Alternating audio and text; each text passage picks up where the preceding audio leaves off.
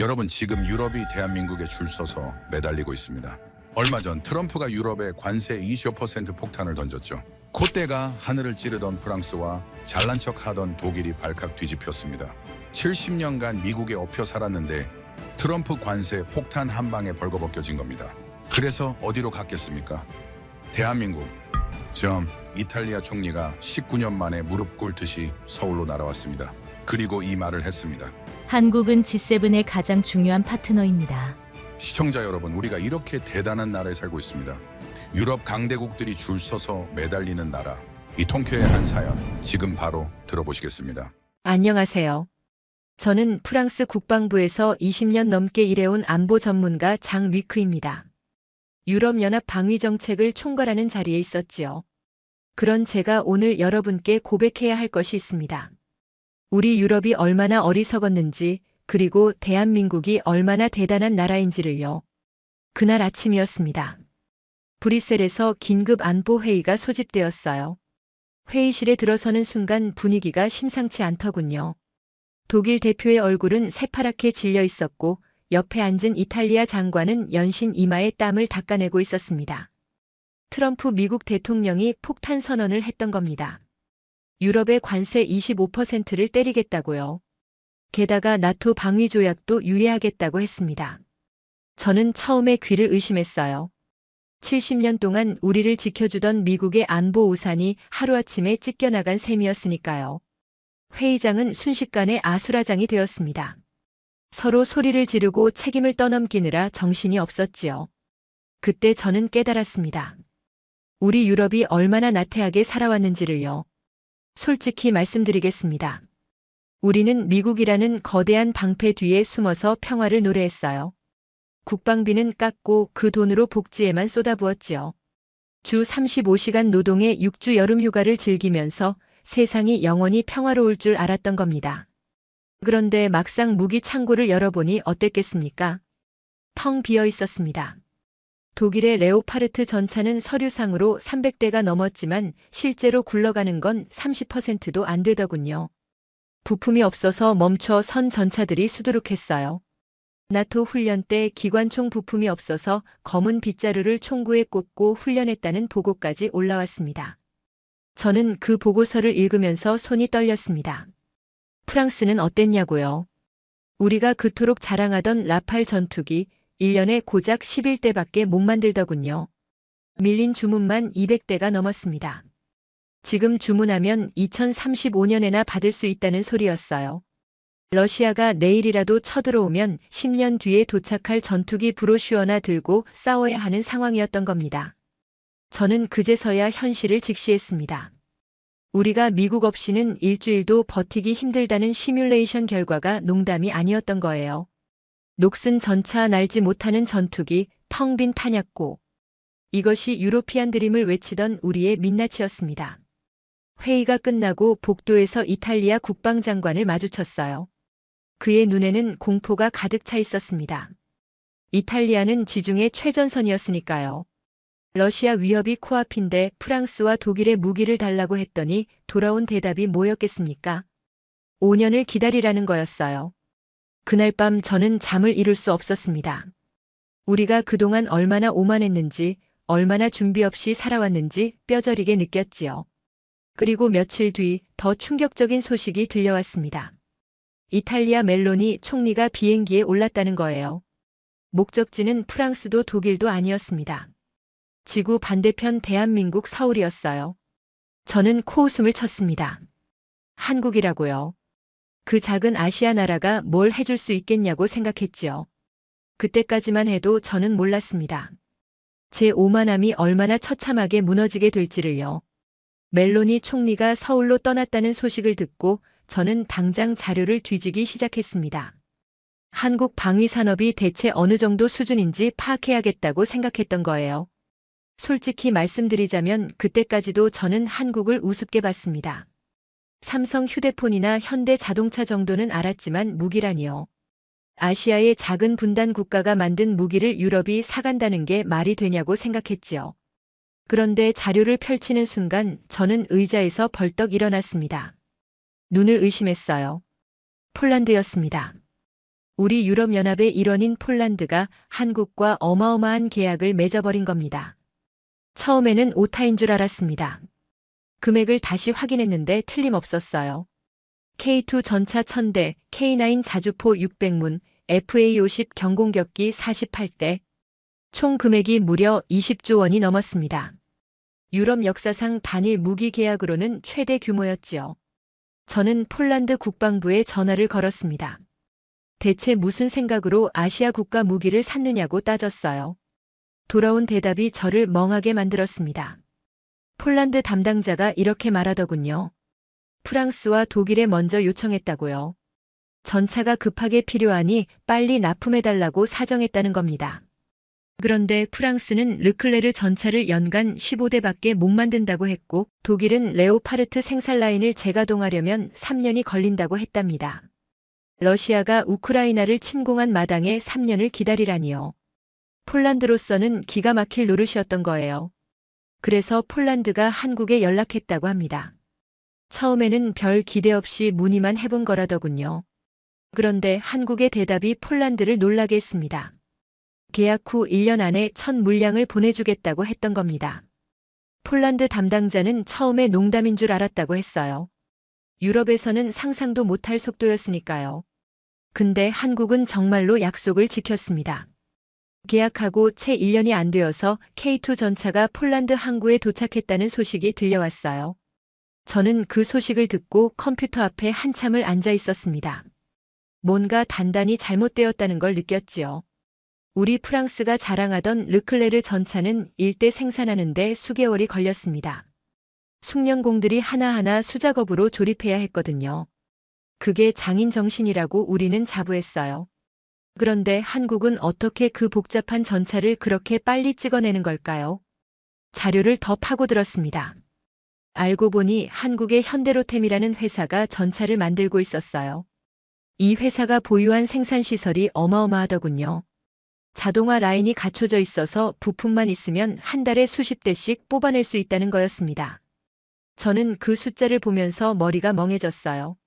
우리 프랑스 네스터 공장에서 1년 동안 만드는 물량을 한국은 한두 달 만에 생산한다는 계산이 나왔으니까요. 더 충격적인 건 가격이었습니다. K2 전차 한 대 가격이 우리 르클레르의 절반 수준이었어요. 처음에는 품질이 떨어지니까 싸겠거니 했습니다. 그래서 K2의 재원표를 꼼꼼히 살펴봤지요. 보고 나서 할 말을 잃었습니다. 120mm 활강포에 1500마력 엔진, 복합 장갑의 능동 방어 체계까지. 우리 르클레르와 비교해도 손색이 없었어요. 오히려 일부 사양은 한국 전차가 앞서 있었습니다. 저는 그제서야 한국이라는 나라를 다시 보기 시작했습니다. 대체 이 나라가 언제부터 이렇게 된 걸까요? 제가 알기로 한국은 불과 50년 전만 해도 세계 최빈국 중 하나였습니다. 전쟁으로 폐허가 된 나라였지요. 그런 나라가 어떻게 유럽을 제치고 세계적인 방산 강국이 되어버린 걸까요? 폴란드는 거기서 멈추지 않았습니다. 첫 번째 계약이 성공적으로 이행되자 추가 계약을 또 맺었어요. 두 번째 계약 규모가 9조 원이었습니다. 전차를 더 달라는 거였지요. 이쯤 되니 유럽 방산업계가 발칵 뒤집혔습니다. 독일 크라우스마파이 사는 비상이 걸렸고 프랑스 넥스터사도 긴급 대책회의에 들어갔어요. 그동안 유럽 시장은 우리끼리 나눠먹는 구조였거든요. 그런데 동양에서 갑자기 나타난 경쟁자가 우리 밥그릇을 빼앗아가고 있었던 겁니다. 저는 폴란드 건을 조사하면서 한 가지 더 알게 되었습니다. 한국이 단순히 무기만 판 게 아니었어요. 기술 이전까지 약속했던 겁니다. 폴란드 현지에 공장을 세우고 폴란드 노동자들에게 기술을 가르쳐 주겠다고 했지요. 유럽 회사들은 절대 안 해주는 조건이었습니다. 우리는 기술이 곧 밥줄인데 그걸 왜 남에게 주느냐는 논리였거든요. 그런데 한국은 달랐어요. 기술을 나눠주면서도 더 발전할 자신이 있다는 뜻이었지요. 그 자신감이 어디서 나오는 건지 저는 이해할 수가 없었습니다. 며칠 뒤 더 놀라운 소식이 들려왔습니다. 폴란드만이 아니었어요. 노르웨이가 한국 자주포를 샀고 호주가 한국 장갑차를 선택했으며 아랍에미리트가 한국 방공 체계를 도입하기로 했다는 겁니다. 마치 도미노처럼 한국 무기가 세계 시장을 휩쓸고 있었습니다. 2025년 한국의 방산 수출액이 152억 달러를 돌파했다는 통계가 발표되었을 때 저는 정신이 아득해졌어요. 세계 10위권 방산 수출국에 한국이 이름을 올린 겁니다. 저는 사무실 창밖을 바라보며 생각에 잠겼습니다. 우리가 와인을 마시며 바캉스를 즐기는 동안 한국은 뭘 하고 있었던 걸까요? 우리가 주 35시간 노동을 당연시하며 여유를 부리는 동안 그들은 쉬지 않고 달려왔던 겁니다. 그리고 이제 우리를 추월해버렸어요. 아니, 추월 정도가 아니었습니다. 저 멀리 달아나 버려서 등조차 보이지 않게 되어버린 거였지요. 멜로니 총리가 서울에 도착했다는 뉴스를 접한 건 그로부터 며칠 뒤였습니다. 이탈리아 총리가 한국을 방문한 건 무려 19년 만이라고 하더군요. 왜 하필 지금이었을까요? 저는 그 이유를 알 것 같았습니다. 유럽이 스스로 지킬 힘이 없다는 걸 깨달은 거예요. 미국이 등을 돌린 마당에 누군가의 손을 잡아야 했는데 프랑스도 독일도 믿을 수가 없었던 겁니다. 이탈리아의 상황은 프랑스보다도 심각했습니다. 지중해 연안 국가인 이탈리아는 북아프리카와 중동의 불안정에 직접 노출되어 있었거든요. 난민 문제도 심각했고 리비아 사태의 여파도 계속되고 있었지요. 그런데 정작 군대는 엉망이었어요. 이탈리아 육군의 주력 전차인 아리에테는 1995년에 개발된 구형이었습니다. 30년이 넘은 전차로 현대전을 치르겠다니 말이 됩니까? 해군도 마찬가지였어요. 프리기탄 몇 척이 지중해를 지킨다고 하지만 중국 해군에 비하면 우스운 수준이었지요. 멜로니 총리는 결단을 내린 겁니다. 유럽에 기대봤자 답이 없으니 아시아로 눈을 돌린 거예요. 그 중에서도 한국을 선택한 이유가 있었습니다. 첫째는 속도였어요. 앞서 말씀드린 대로 한국은 주문하면 1년 안에 납품할 수 있었습니다. 둘째는 가격이었지요. 같은 성능이면 유럽제보다 30% 이상 저렴했어요. 셋째는 정치적 부담이 적다는 점이었습니다. 미국 무기를 사면 미국 눈치를 봐야 하고 중국 무기를 사면 서방 동맹에서 찍히는데 한국 무기는 그런 부담이 없었거든요. 서울에서 열린 정상회담 내용이 속속 전해져 왔습니다. 멜로니 총리가 윤석열 대통령을 만나 나눈 대화가 언론에 공개되었는데 저는 그 내용을 읽으면서 복잡한 심경이 되었어요. 멜로니 총리가 이렇게 말했다고 합니다. 한국은 G7의 가장 중요한 파트너다. 우리는 한국과 함께 미래를 열어가고 싶다. 이탈리아 총리가 아시아 국가에 이런 말을 한다는 게 상상이나 되십니까? 불과 10년 전만 해도 유럽 정상들은 아시아를 공장 정도로 생각했습니다. 우리가 설계하면 아시아가 만드는 구조였지요. 그런데 이제는 거꾸로 유럽이 아시아에 가서 무릎을 꿇고 있었던 겁니다. 회담에서 논의된 협력 분야가 방산에만 그치지 않았습니다. 반도체, 인공지능, 우주항공까지 미래 먹거리로 불리는 산업 전반에 걸쳐 한국과 손을 잡겠다는 내용이었어요. 저는 그 목록을 보면서 씁쓸함을 감출 수가 없었습니다. 우리 유럽이 자랑하던 에어버스는 보잉과 경쟁하느라 허덕이고 있었고 반도체는 아예 포기한 지 오래였거든요. 그런데 한국은 삼성과 하이닉스로 세계 메모리 시장을 장악하고 있었고 현대와 기아로 전기차 시장을 공략하고 있었으며 한화와 현대로템으로 방산까지 석권하고 있었습니다. 한 나라가 이렇게 여러 분야에서 동시에 앞서 나갈 수 있다니 믿기 어려웠어요. 회담이 끝나고 양국 정상이 공동 성명을 발표했습니다. 전략적 동반자 관계를 격상한다는 내용이었지요. 외교 용어로 이건 굉장히 큰 의미가 있었습니다. 단순한 친선 방문이 아니라 군사 경제적으로 밀접하게 협력하겠다는 선언이었거든요. 이탈리아가 한국에 이 정도 대우를 해준 건 처음이었습니다. 저는 그날 밤 아내와 저녁을 먹으면서 한국 이야기를 꺼냈습니다. 아내는 케이팝을 좋아해서 한국 가수 이름을 몇 명 알고 있었어요. 그런데 제가 방산 이야기를 하니까 깜짝 놀라더군요. 한국이 무기도 만드냐고요. 저는 그 반응이 유럽 사람들의 평균적인 인식이라는 걸 깨달았습니다. 우리는 한국을 케이팝과 한국 드라마의 나라로만 알고 있었지. 첨단 무기를 수출하는 산업 강국이라는 건 모르고 있었던 거예요. 그 무렵 저는 한국에 대해 본격적으로 조사하기 시작했습니다. 밤새 자료를 뒤지고 보고서를 읽었어요. 알면 알수록 놀라웠습니다. 한국의 방위산업은 1970년대에 시작되었더군요. 박정희라는 대통령이 자주 국방을 외치면서 무기 국산화에 착수했다고 합니다. 처음에는 미국 무기를 분해해서 따라 만드는 수준이었어요. 총알이나 수류탄 같은 간단한 것부터 시작했지요. 그런데 한국인들은 거기서 멈추지 않았습니다.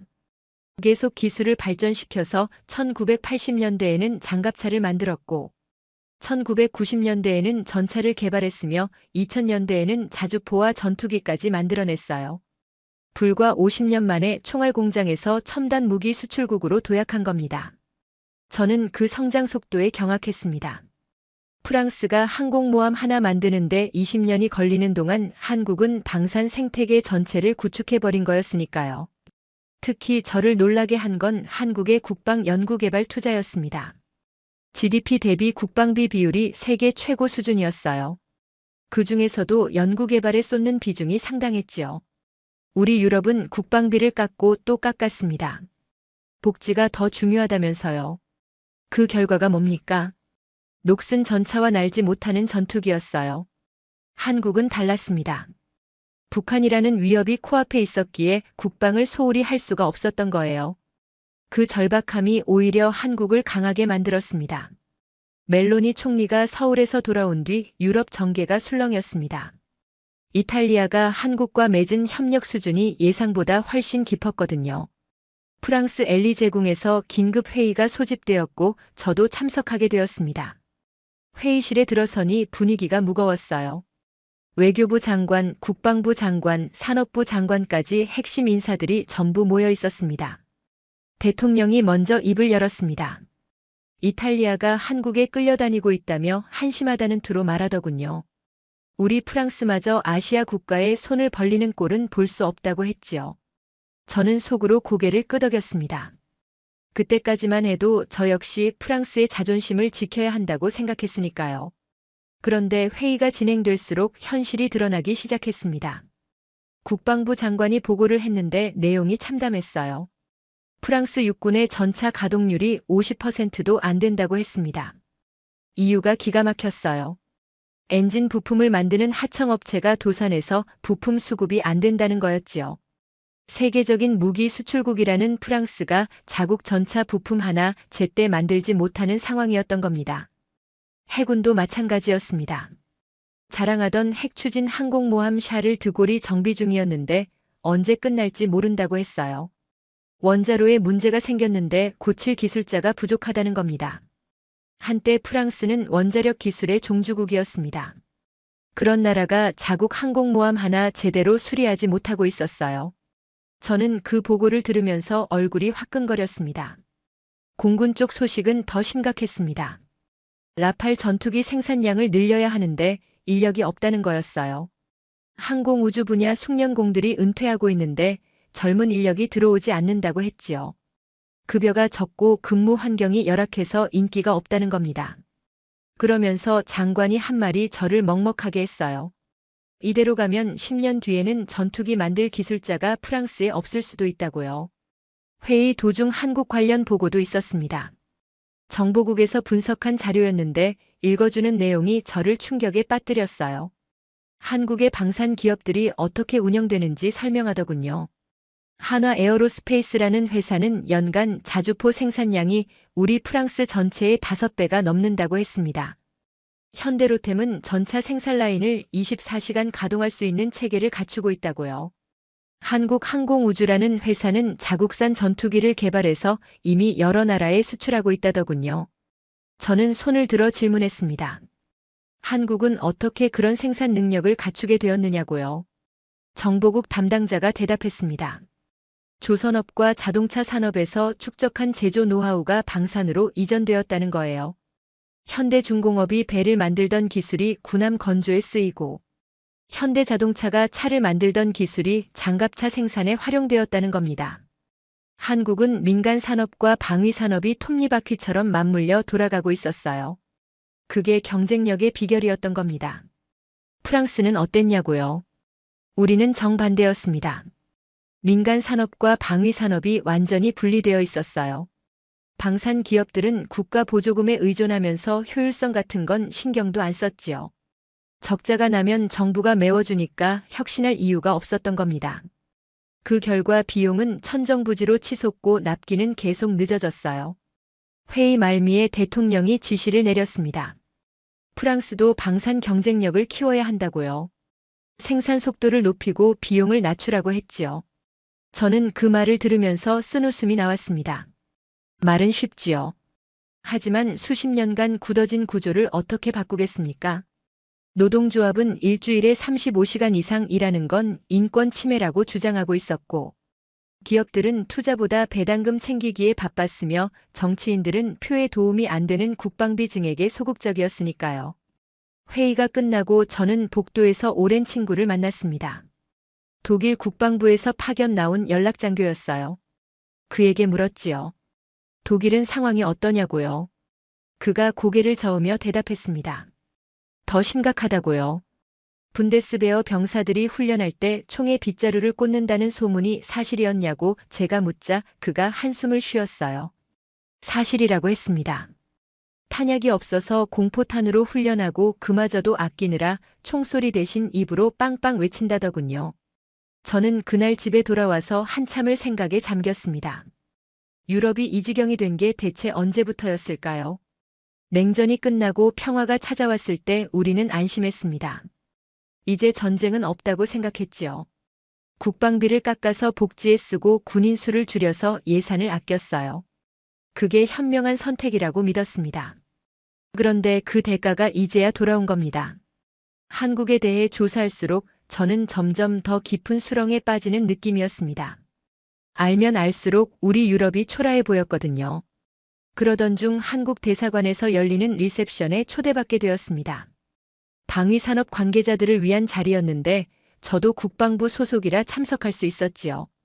파리 16구에 있는 한국 대사관전은 생각보다 아담했습니다. 화려하지 않았어요. 미국 대사관저의 웅장함이나 중국 대사관저의 거대함과는 달랐지요.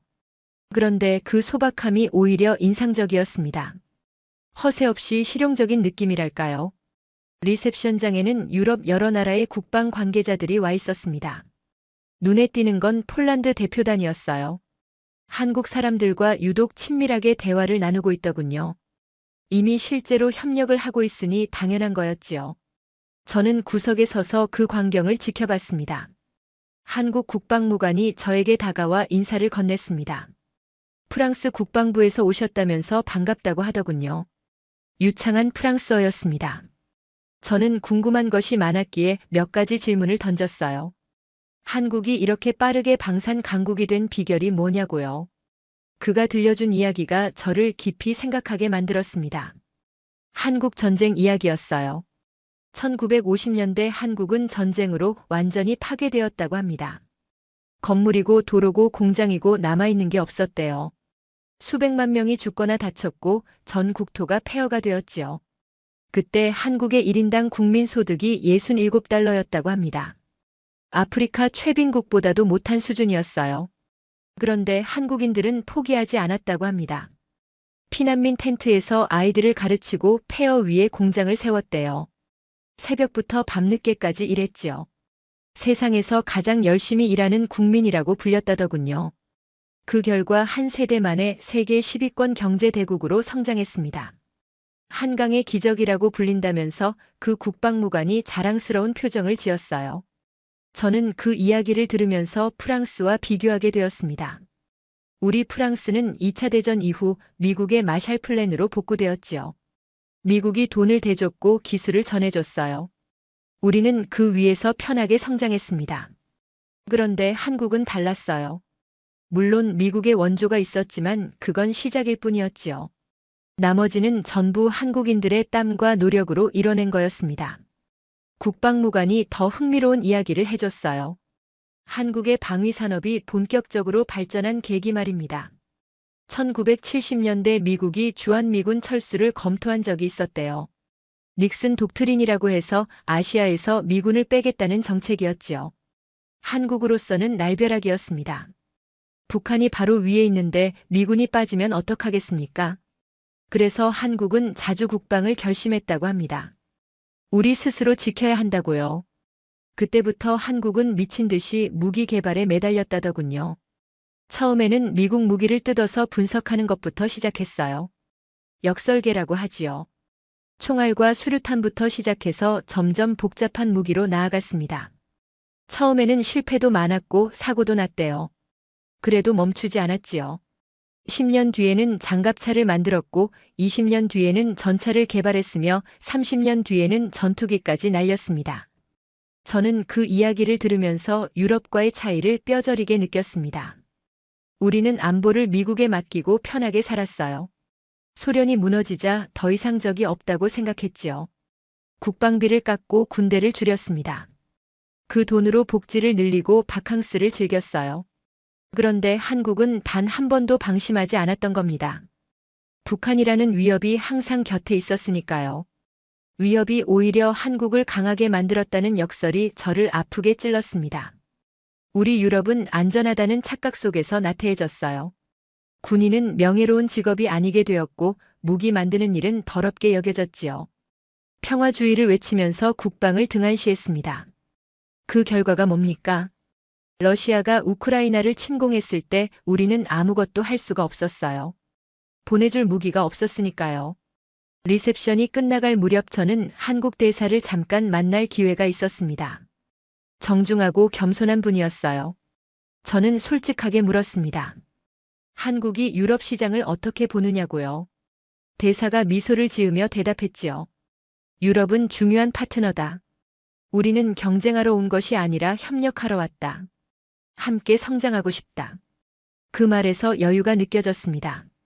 자신감에서 나오는 여유였지요. 그날 밤 저는 혼자 센 강변을 걸었습니다. 에펠탑의 불빛을 바라보며 생각에 잠겼어요. 우리 프랑스는 이 아름다운 탑을 세운 나라입니다. 세계 문화와 예술의 중심이었지요. 그런데 지금 우리는 어디로 가고 있는 걸까요? 과거의 영광에 취해서 현실을 외면하고 있었던 건 아닐까요? 한국이라는 작은 나라가 어떻게 우리를 추월했는지 곰곰이 생각해 볼 필요가 있었습니다. 멜로니 총리가 서울에서 돌아왔습니다. 이탈리아와 한국이 전략적 동반자 관계를 선언했다는 소식이 유럽 전역에 퍼졌지요.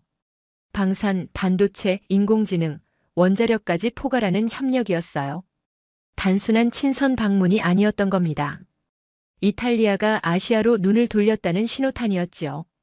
프랑스 국방부 복도에서 수군거리는 소리가 들려왔습니다. 이탈리아가 배신했다는 거였어요.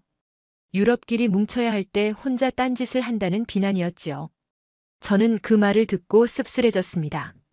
배신이라뇨. 이탈리아가 프랑스와 독일에 먼저 손을 내밀었잖아요. 무기가 급하니까 빨리 달라고 했는데 우리가 뭐라고 했습니까? 5년을 기다리라고 했지요.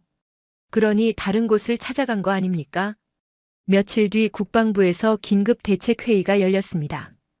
방산업계 대표들까지 참석한 큰 자리였어요. 분위기가 험악했지요. 넥스터 4대표가 먼저 입을 열었어요. 한국이 유럽 시장을 잠식하고 있다며 정부가 나서서 막아야 한다고 주장했습니다. 관세를 올리든 규제를 만들든 해서 한국 무기가 들어오지 못하게 해야 한다는 거였지요. 저는 속으로 한심하다고 생각했어요. 경쟁에서 밀리니까 장벽을 세우자는 발상이잖아요. 그게 근본적인 해결책이 될 리가 없었습니다. 설령 유럽 시장을 막는다 해도 세계 시장에서는 어쩔 건데요. 폴란드처럼 유럽연합 회원국도 한국을 선택하는 마당에 관세가 무슨 소용이겠습니까? 회의 중에 제가 손을 들었습니다. 다른 접근이 필요하다고 말했어요. 한국을 막을 게 아니라 우리가 경쟁력을 키워야 한다고요. 생산 속도를 높이고 비용을 낮추는 게 먼저라고 했지요. 그랬더니 회의실이 조용해졌어요. 불편한 침묵이었습니다. 넥스터 4대표가 저를 쏘아봤어요. 당신이 뭘 아느냐는 표정이었지요. 그가 비꼬듯이 말했습니다. 한국처럼 노동자들을 쥐어짜자는 거냐고요. 우리는 프랑스다. 노동자의 권리가 있다. 주 35시간 노동은 신성불가침이다. 그런 식으로 나오더군요. 저는 반박하려다가 그만뒀어요. 이 사람들과는 대화가 안 되겠다 싶었습니다. 회의가 끝나고 복도에서 동료 하나가 저를 붙잡았어요. 오랜 친구였지요. 그가 조용히 말했습니다. 너 오늘 발언 때문에 찍혔다고요. 윗선에서 좋게 안 본다더군요. 저는 어깨를 으쓱했어요. 사실을 말한 것뿐인데 뭐가 문제냐고요. 친구가 한숨을 쉬었습니다. 여기서는 사실이 중요한 게 아니라고요. 분위기를 읽어야 한다고 했지요. 그 대화가 저를 우울하게 만들었어요. 프랑스 관료 사회의 민낯을 본 것 같았거든요. 문제를 직시하기보다 덮으려 하고 변화하기보다 현상 유지에 급급한 구조였지요. 이래서는 한국을 따라잡기는커녕 격차가 더 벌어질 게 뻔했습니다. 집에 돌아와서 텔레비전을 켰더니 뉴스에서 멜로니 총리 인터뷰가 나오고 있었어요. 기자가 물었지요. 왜 유럽이 아닌 한국을 선택했느냐고요. 멜로니 총리의 대답이 명쾌했습니다. 우리는 결과가 필요하다. 한국은 결과를 줄 수 있다. 그게 전부라고요. 저는 그 말에 무릎을 쳤어요. 정확한 지적이었거든요. 유럽은 회의만 하고 한국은 실행을 합니다. 유럽은 절차를 따지고 한국은 결과를 만들지요. 그 차이가 모든 걸 설명해주고 있었어요. 다음 날 사무실에 출근하니 이상한 분위기였습니다. 동료들이 저를 피하는 것 같았어요. 점심때 구내식당에서 혼자 밥을 먹었지요. 어제 회의에서 튀는 발언을 한 대가였습니다. 조직에서 이단아로 찍히면 이렇게 되는 거였어요. 오후에 상관이 저를 불렀습니다. 어제 발언에 대해 주의를 주더군요. 회사 대표들 앞에서 그런 말을 하면 곤란하다고요. 정치적으로 민감한 사안이니 조심하라고 했지요. 저는 네 알겠다고만 대답했어요. 속으로는 분이 끓어올랐지만 참았습니다. 퇴근길에 센 강변을 걸었어요. 해가 지고 있었지요. 에펠탑에 불이 들어오기 시작했습니다. 아름다운 풍경이었지만 마음은 무거웠어요. 이 나라가 과연 변할 수 있을까요? 기득권에 안주하고 변화를 거부하는 이 구조가 깨질 날이 올까요? 한국은 달랐겠지요. 전쟁의 폐허에서 시작했으니까 잃을 게 없었을 거예요. 앞으로 가는 수밖에 없었겠지요. 그 절박함이 그들을 움직인 거였어요. 반면 우리 프랑스는 너무 많은 걸 가지고 있었습니다. 잃을 게 많으니까 모험을 하지 않는 거지요. 그게 오히려 독이 되어버렸어요. 그 주 내내 유럽 전역에서 소식이 쏟아졌습니다. 멜로니의 서울 방문이 도미노 효과를 일으킨 거였어요.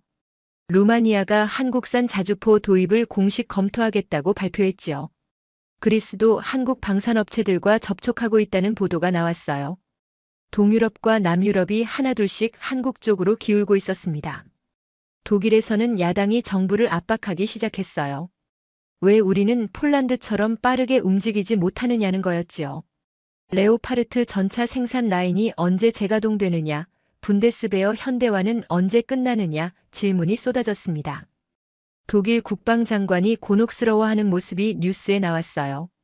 프랑스 언론도 술렁이기 시작했습니다. 르몽드가 특집 기사를 실었어요. 제목이 도발적이었지요. 유럽 방산의 위기, 아시아가 답인가. 기사 내용은 냉정한 분석이었어요. 유럽 방산업체들의 생산 능력이 한국의 절반도 안 된다는 지적이었지요. 가격 경쟁력은 비교 자체가 민망한 수준이라고 했어요. 그 기사가 나간 뒤 국방부의 문의가 빗발쳤다고 합니다. 국민들이 알고 싶어 했던 거지요. 우리 프랑스 군대가 제대로 되어 있는 건지, 전쟁이 나면 싸울 수 있는 건지. 그동안은 아무도 관심을 안 가졌어요. 평화로우니까 군대가 필요 없다고 생각했지요.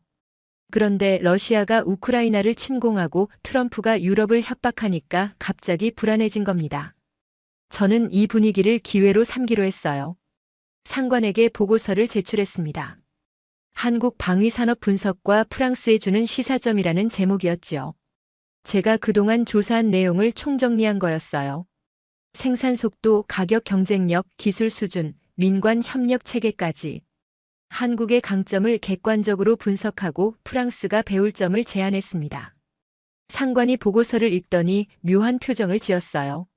내용은 좋은데 시기가 민감하다고 하더군요. 지금 이걸 올리면 위에서 불편해할 거라고요.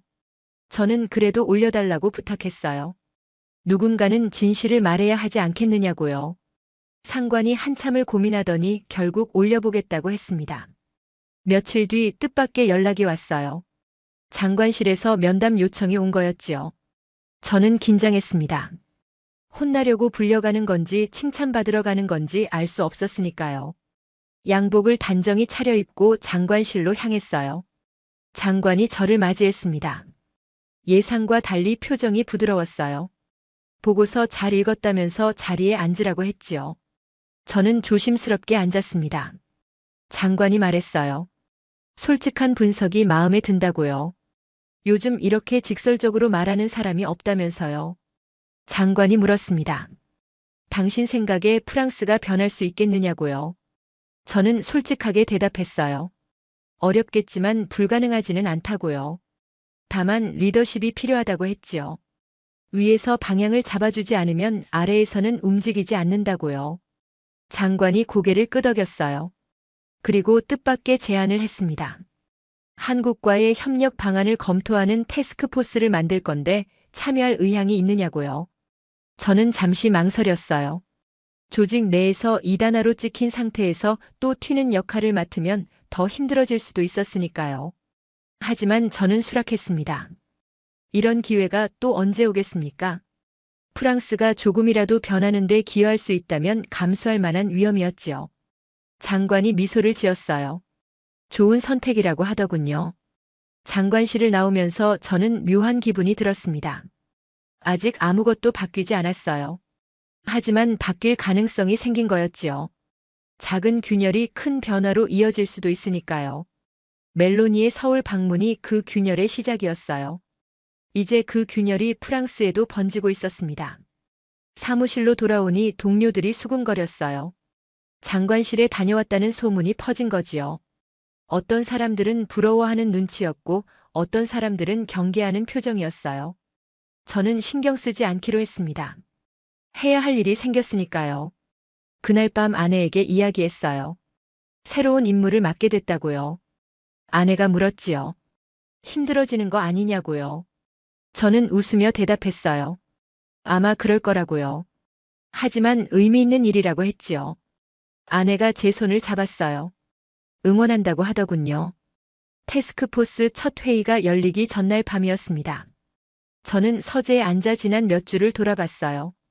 트럼프의 관세 폭탄으로 시작된 이 여정이 저를 완전히 다른 사람으로 만들었더군요. 처음에 저는 오만했습니다. 유럽이 세계 최고라고 믿어 의심치 않았지요. 아시아 국가들은 우리를 따라오는 존재일 뿐이라고 생각했어요. 특히 한국은 K-팝과 삼성 휴대폰의 나라로만 여겼습니다. 전쟁으로 폐허가 된 작은 분단국이 무슨 대단한 무기를 만들겠느냐고 코웃음 쳤지요. 그런데 현실은 달랐습니다. 폴란드가 한국과 20조 원짜리 계약을 맺었을 때 저는 눈을 의심했어요. 자료를 파고들수록 충격이 커졌지요. 한국의 생산 능력, 가격 경쟁력, 기술 수준이 유럽을 앞서고 있었습니다. 우리가 와인을 마시며 바캉스를 즐기는 동안 그들은 쉬지 않고 달려왔던 거예요. 멜로니 총리가 서울로 날아간 건 상징적인 사건이었습니다. 유럽의 지도자가 아시아의 작은 나라에 손을 내민 거니까요. 19년 만에 방문이라고 했지요. 예전 같으면 상상도 못할 일이었어요. 그만큼 유럽이 궁지에 몰렸다는 뜻이었습니다. 한국 대사관 리셉션에서 만난 사람들이 떠올랐어요. 그들에게는 배고픔이 있었습니다. 아직도 뭔가를 증명해야 한다는 절실함이 느껴졌지요. 국방무관이 해준 한국 전쟁 이야기가 아직도 귓가에 맴돕니다. 전쟁으로 모든 게 파괴된 나라가 70년 만에 세계적인 방산 강국이 되었다니요. 기적이라는 말밖에 표현할 길이 없었어요. 반면 우리 유럽은 배가 불러 있었습니다. 이미 다 이뤘다고 생각하니까 더 노력할 이유가 없었지요. 과거의 영광에 취해서 현실을 외면했어요. 국방비를 깎고 군대를 줄이면서도 평화가 영원할 줄 알았습니다. 미국이 지켜주니까 우리는 편하게 살면 된다고 착각했지요. 그 대가를 지금 치르고 있는 겁니다. 저는 이 과정에서 많은 것을 배웠어요. 무엇보다 겸손의 중요성을 깨달았습니다.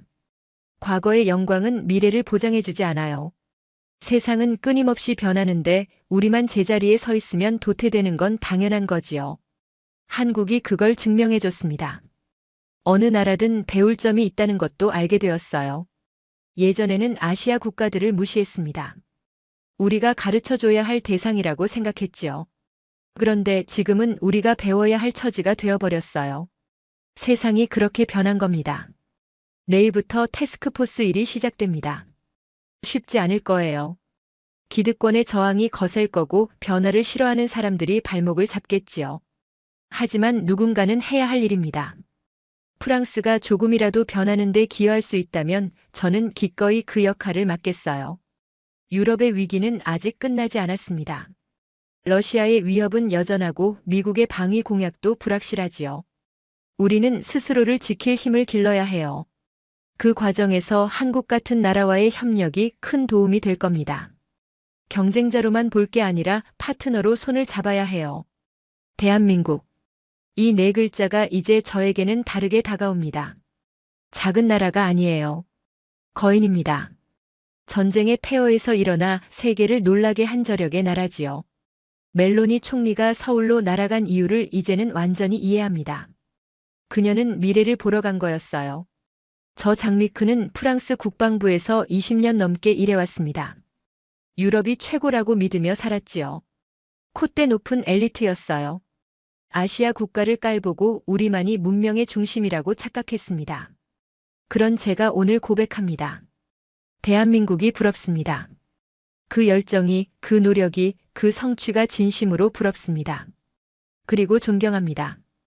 폐허에서 일어선 그 의지를, 포기하지 않은 그 정신을, 마침내 세계를 놀라게 한 그 저력을 깊이 존경합니다. 오늘 사연은 여기까지입니다. 유럽 엘리트가 한국 방산의 경악한 스토리 어떠셨나요? 사연의 주인공에게 응원의 댓글을 남겨주세요.